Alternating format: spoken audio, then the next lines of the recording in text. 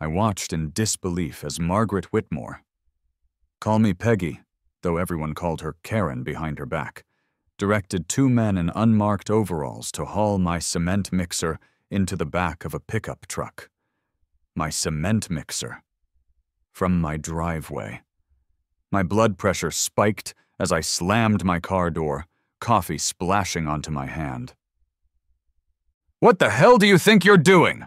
I shouted, jogging toward them. Karen turned, clipboard in hand, her blonde bob unmoved by the October breeze. She wore that same smug smile I'd come to hate over the past 3 weeks. "Alexander, good morning. We're simply enforcing Bylaw 7, 3.2 regarding unsightly construction equipment visible from the street." She checked her watch. "You've had ample time to address the violation." "That's $3,000 worth of equipment. You can't just take it." "4 violations in 3 weeks, she continued as if I hadn't spoken. The board voted unanimously. One of the workers, a younger guy with a neck tattoo, at least had the decency to look uncomfortable. The other one continued loading my equipment like he was deaf. "This is theft. I'm calling the cops," I said, pulling out my phone. Karen's smile widened. "Please do. Ask for Officer Reynolds. He's my brother-in-law." It wasn't supposed to be like this. 3 months ago, I was living in my downtown apartment, nursing my wounds from a divorce that left me with half my savings and a cynicism about marriage that would make a divorce attorney blush. Then Dad had a massive heart attack in his workshop, and suddenly I was dealing with funeral arrangements, Mom's deteriorating health, and a house full of memories I wasn't ready to face. The plan was simple. Move back temporarily, fix up the place, sell it for enough to pay for Mom's specialized care, and get back to my life. What I hadn't factored in was the Oakwood Estates Homeowners Association and its president, who apparently had an axe to grind with the Reynolds family. "So you're telling me the old kitchen has to go completely?" I asked, watching Rico measure the awkward L-shaped counter space. Rico Mendez, my contractor, if I could afford him after today's estimate, ran a hand through his salt and pepper hair. "Look, man, this kitchen was last updated when Reagan was president. The electrical alone is a nightmare." My dad liked things familiar. Rico's expression softened. "I get it. My old man was the same way. But these cabinets got water damage. And honestly, if we're opening up walls, now's the time to do it right." I leaned against the dated Formica countertop my mom had wiped down 1,000 times, trying not to think about how empty the house felt without my parents' voices echoing through it. "How much are we talking?" Rico winced. "For a full gut job, 25, maybe 30 grand. That's with me cutting corners where I can—" I whistled. "That's more than my first car." "It's your call. But Band-Aids won't fix this place. Not if you want to sell it for what it's worth." My phone buzzed. Another text from Mom's nurse. The physical therapy session had gone well, but the insurance was questioning coverage again. "Let's do it," I said, surprising myself. "I need this place ready to sell by Christmas. Whatever it takes." Rico raised an eyebrow. "You sure, boss? That's a lot of cash." "My mom needs the specialized care facility in Phoenix. This house is the only way to pay for it." I shrugged. "Besides, what's another 30 grand of debt at this point? My ex-wife already took half of everything else." Rico laughed. "Divorce, huh? Been there twice. That's why I stick to buildings now. They don't argue back when you try to fix them." The first HOA letter arrived 3 days after Rico's crew started demolition. It was taped to my door in a sealed envelope with "Violation Notice" stamped in red across the front. My best friend Dave sat at my kitchen counter, drinking my beer and reading the notice with increasing delight. "Improper disposal of construction waste," he read. "Unapproved exterior modifications. Dude, they're citing you for having a dumpster?" "Which is scheduled for pickup tomorrow," I said, opening another beer. Every house on this street has been renovated in the last 5 years. They all had dumpsters. Dave continued reading. All exterior modifications must be approved by the Architectural Review Committee prior to commencement. Did you get approval? I submitted the forms 3 weeks ago. Never heard back. Classic. Dave took a long swig. So what are you going to do? Ignore it. I've got bigger problems. Dave raised an eyebrow. You sure that's smart? These HOA people can be psychotic. What are they going to do, put me in HOA jail? 3 days later, I found out exactly what they could do. Next on the agenda, the Reynolds property renovation on Maple Drive, announced Carl, the board secretary who looked like he pressed his khakis while still wearing them. I sat up straighter in the uncomfortable folding chair. The elementary school cafeteria smelled like disinfectant and decades-old lunch food, bringing back memories of detention in 5th grade.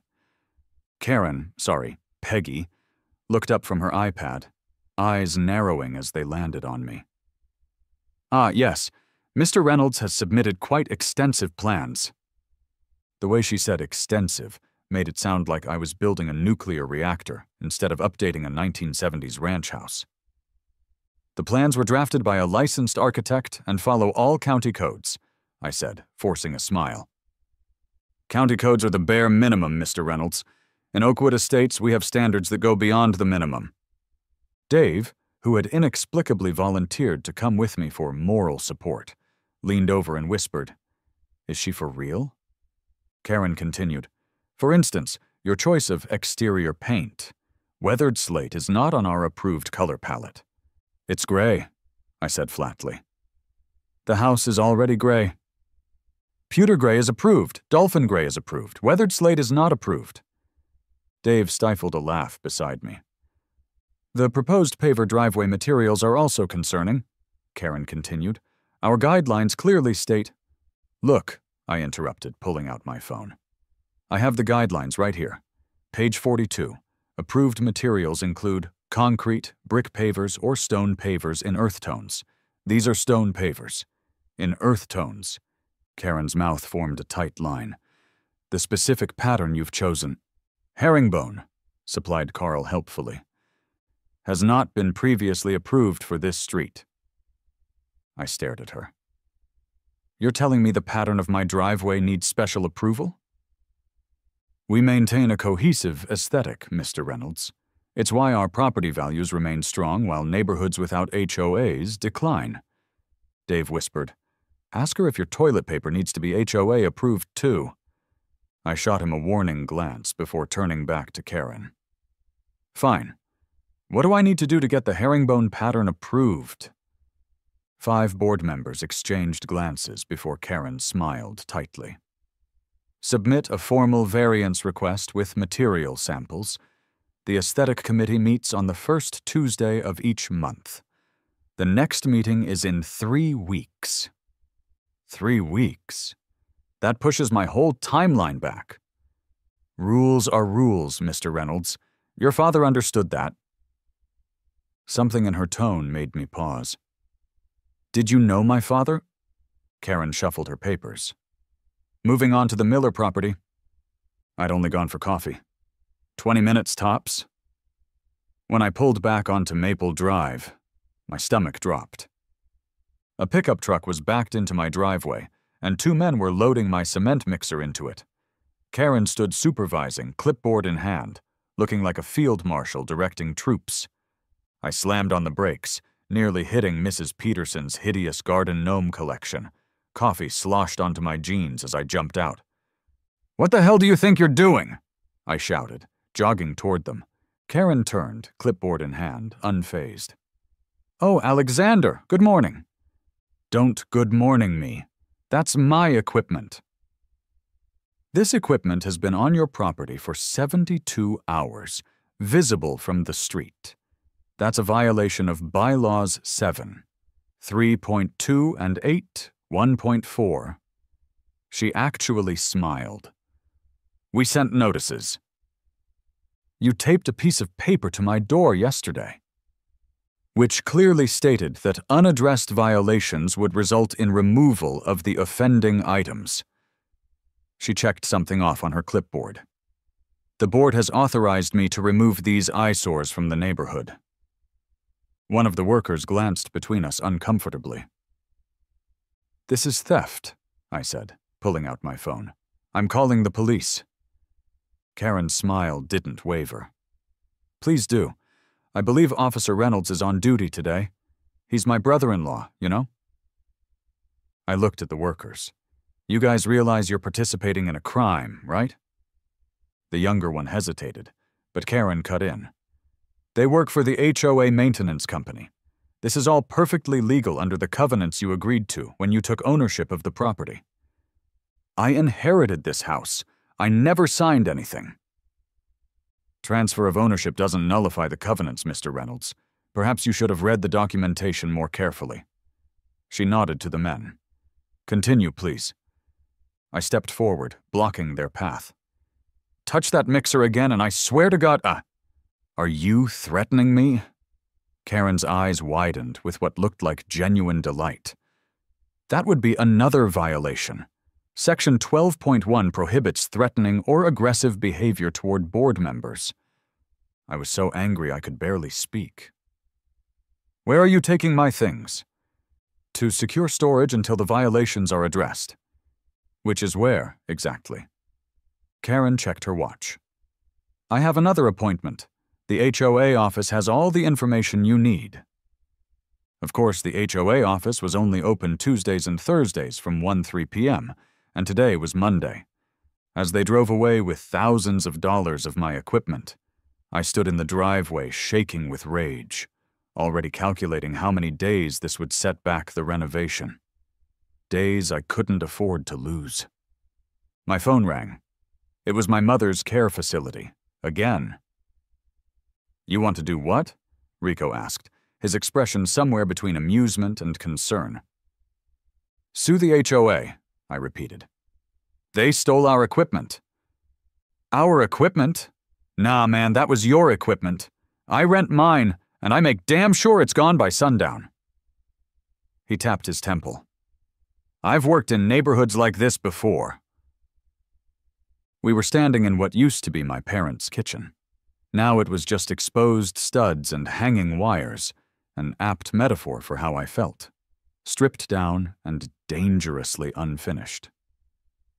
"Is there anything we can do to keep the project moving?" I asked. Rico sighed. "We can work on the plumbing rough-in, but without the cement mixer we can't pour the new patio foundation. That's at least a 2-week delay, maybe more with the permits." 2 weeks? I ran a hand through my hair. "I don't have 2 weeks. Look, I've got another mixer I can bring tomorrow, but if they take that one too." He shrugged. "My supplier's already pissed about the first one." My phone pinged, another email from the care facility's billing department. "Rico, I need this house finished. My mom's care facility is costing $8,000 a month, and the insurance only covers half. I'm burning through savings I don't have." "Family stuff, huh?" Rico nodded. "I get it. My abuela needed round-the-clock care last year. Nearly bankrupted all of us." "So you'll help?" "I'll bring another mixer. But you need to handle this HOA lady. Otherwise, we'll be playing this game until Christmas." I nodded, already forming a plan that would probably land me in more trouble. "I need to make some calls." "More potatoes, Alex?" Aunt Linda pushed the bowl toward me before I could answer. "I'm good," I said, though I took more anyway. No one turned down Aunt Linda's garlic mashed potatoes, even when fuming about stolen construction equipment. Sunday dinner at Aunt Linda's had been a monthly tradition growing up, but I'd skipped the last few years, first because of work, then because of marriage problems. Now, with Dad gone and Mom in the care facility, it felt important to reconnect. "So the HOA just took your stuff?" my cousin Tina asked, fork paused midway to her mouth. "Like, legally?" "They think it's legal," I said, stabbing a piece of roast beef.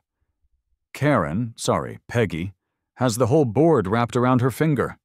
I've called the police twice, and they keep saying it's a civil matter." Uncle Rob shook his head.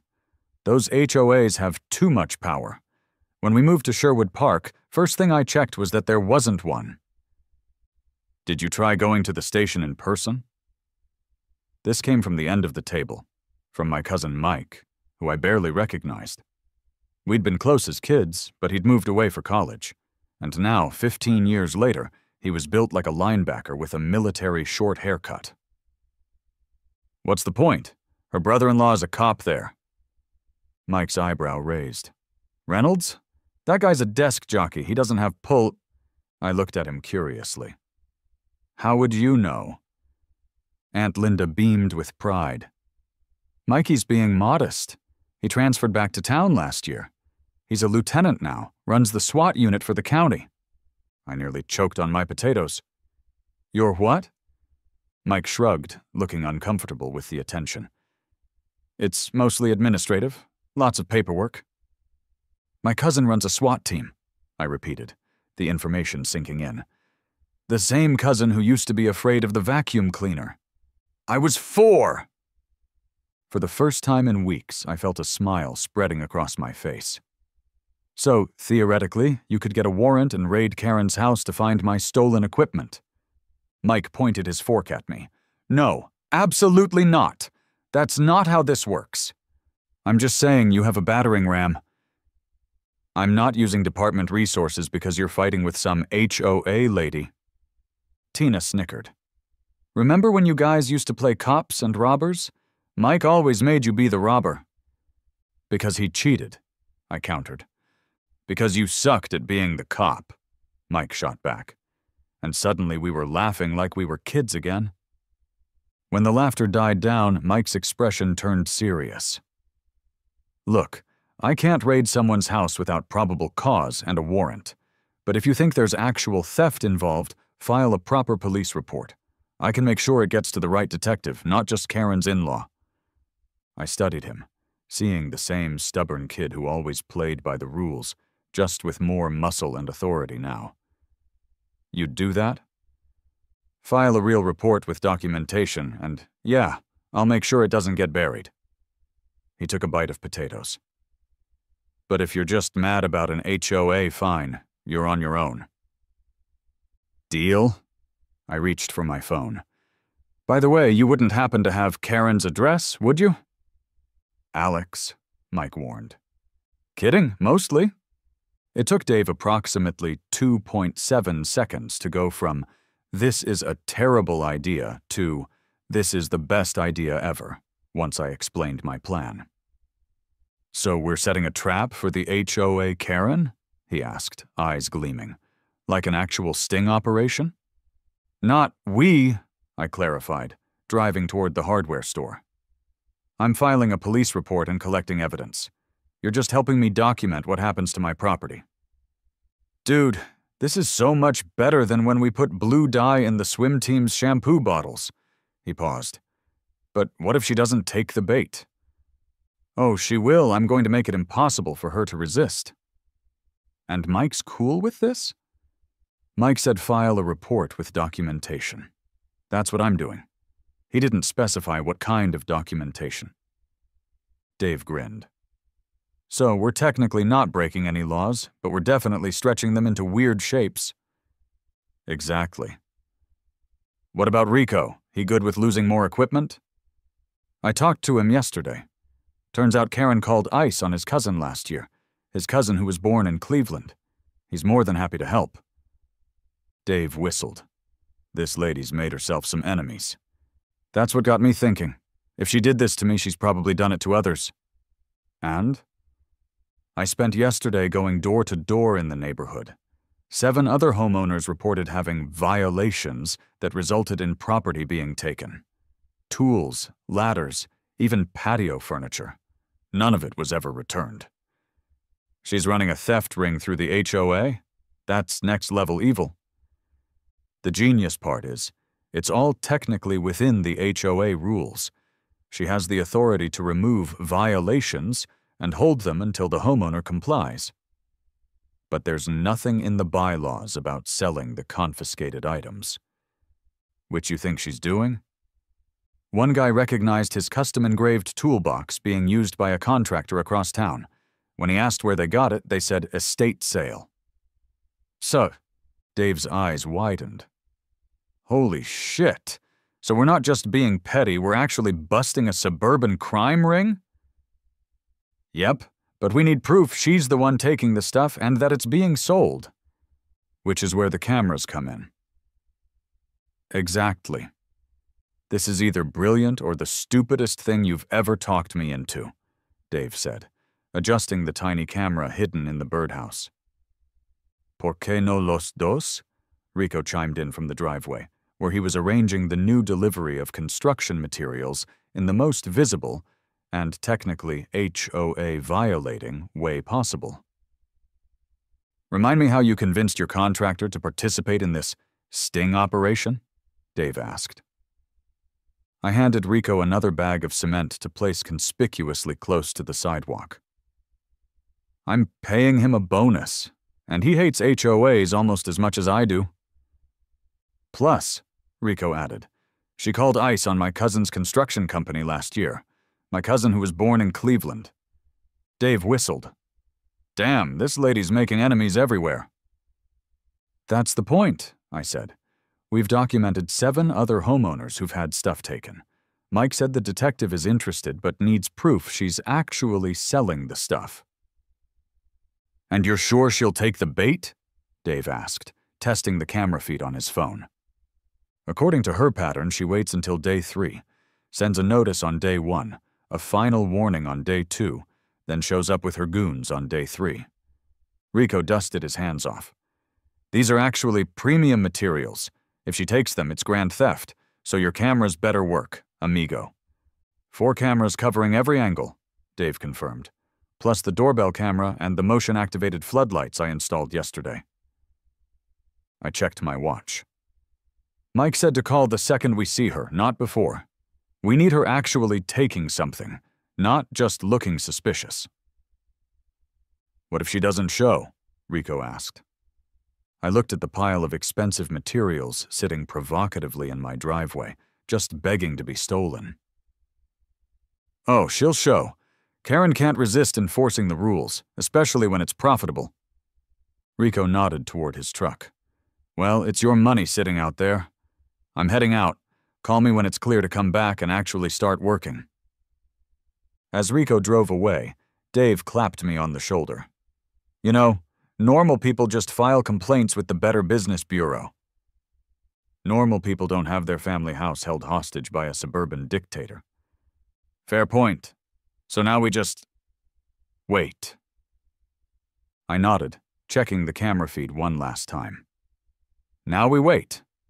And hope your camera skills are better than your dating profile pics. Low blow, man. Low blow. Sure enough, Day 1 brought a violation notice taped to my door.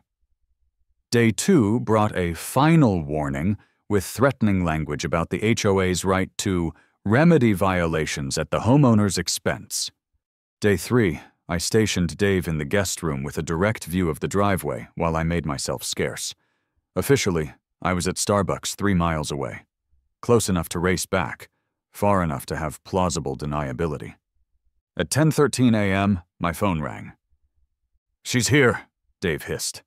Black SUV just parked across the street. I nearly dropped my coffee. On my way, don't do anything. Is Mike coming? Already called him, he said 5 minutes. I was 10 minutes away at the coffee shop where I'd been nervously waiting all morning. Stall her if you have to. How am I supposed to... Figure it out. I hung up and broke every speed limit getting back to the house. By the time I screeched to a halt at the curb, the scene was already in motion. Karen was supervising 2 different guys in overalls. Apparently, she rotated her accomplices, loading bags of cement into a different pickup truck than before. Dave was standing in the yard, gesturing wildly. Absolutely not a violation because Section 4, 3.1 clearly states temporary construction materials must be removed within 72 hours, and it's only been 68 hours and 43 minutes, he was saying, sounding exactly like the kind of person who would argue with an HOA president. Karen looked both annoyed and suspicious. Who exactly are you? The homeowner's architectural consultant, Dave improvised, and I've documented everything with timestamps.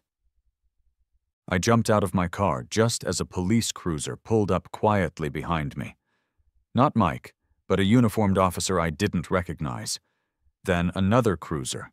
Then an unmarked sedan. What's going on here? I demanded, playing my part. Karen turned, her expression shifting from annoyance to her practiced smile. Mr. Reynolds, we're addressing ongoing violations. By stealing my construction materials. Again? These items are improperly stored according to... The officer from the first cruiser approached. Margaret Whitmore? Karen straightened. Yes, officer. I was just explaining to these gentlemen about the HOA regulations. Ma'am, we've received reports of stolen construction equipment being resold. Can you explain what you're doing with these materials? Her face flushed. These are being removed according to HOA bylaws. I have the documentation right here. She reached for her ever-present clipboard. Do you have the homeowner's permission to remove these items from private property? I don't need permission. The covenants clearly state... The unmarked sedan's door opened and Mike stepped out.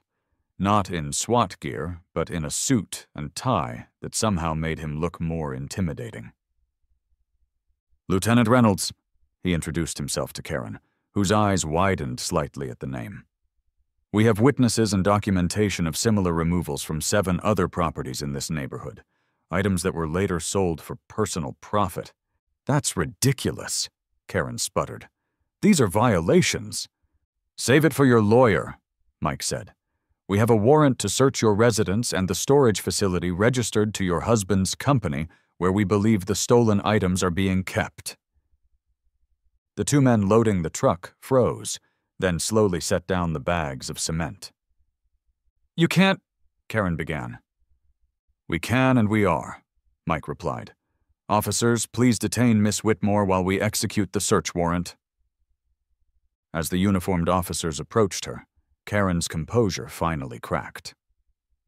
This is his fault, she snapped, pointing at me. His father was the same way, thinking the rules didn't apply to him. Mike raised an eyebrow. So this is personal? His father ruined everything when he blocked my proposal for the community gates. Property values would have doubled. He turned the neighborhood against me because he was too cheap to pay the assessment. I stared at her. That's what this is about? A vote from 15 years ago? Your father made a mockery of me at that meeting, she hissed, after everything I'd done for this community. As the officers led her toward the cruiser, reading her rights, I turned to Mike. Did you know about this grudge against Dad? Mike shook his head. But it explains why the other victims were all people who'd sided with your father on community issues.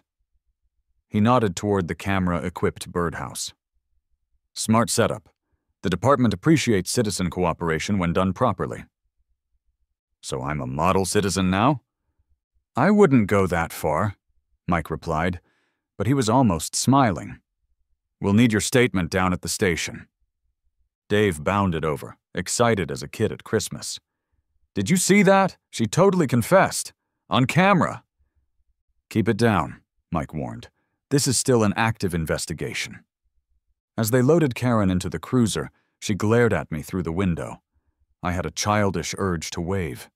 Instead, I turned to the house, my father's house, feeling something shift inside me. For the first time since the funeral, I felt like I'd done something he would have been proud of. So, Dave said, does this mean we can finally start the actual renovation?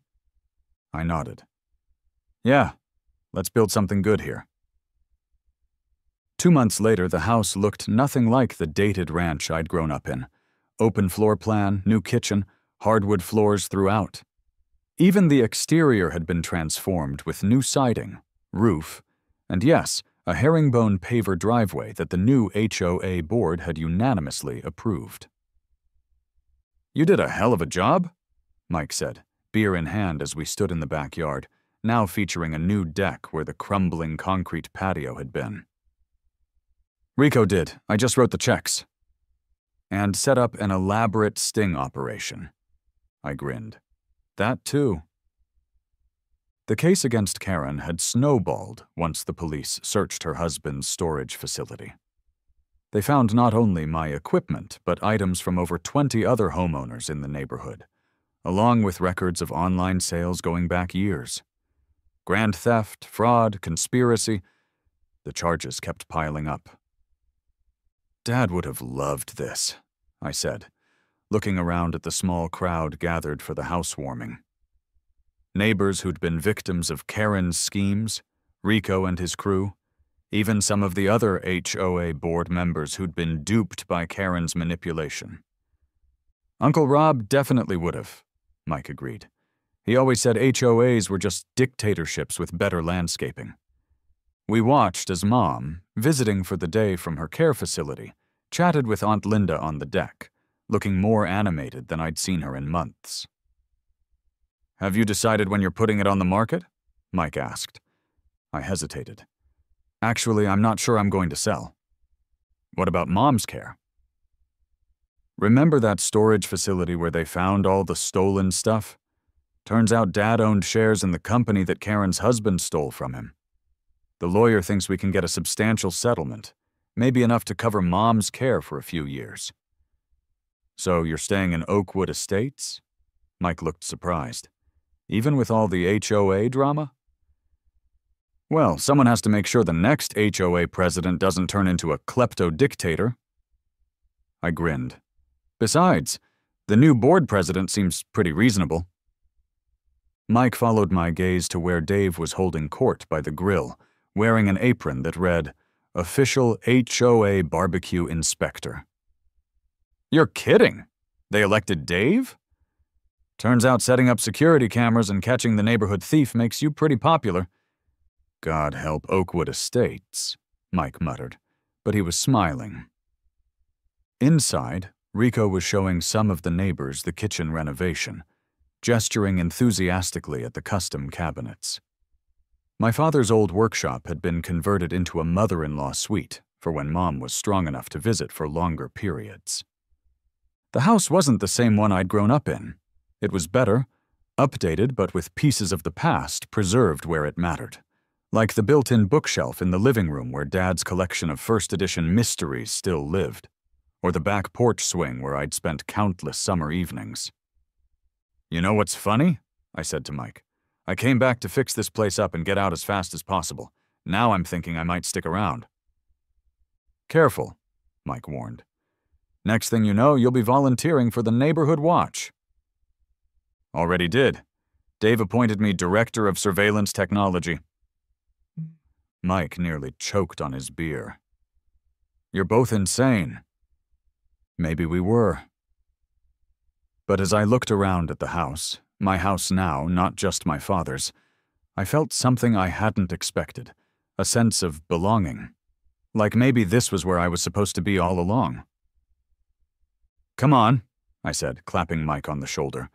"Let's go see if Dave's burned the burgers yet. I think even HOA presidents should be supervised when operating open flames." As we walked back toward the deck, I glanced at the herringbone paver driveway, worth every penny of the variance request fee.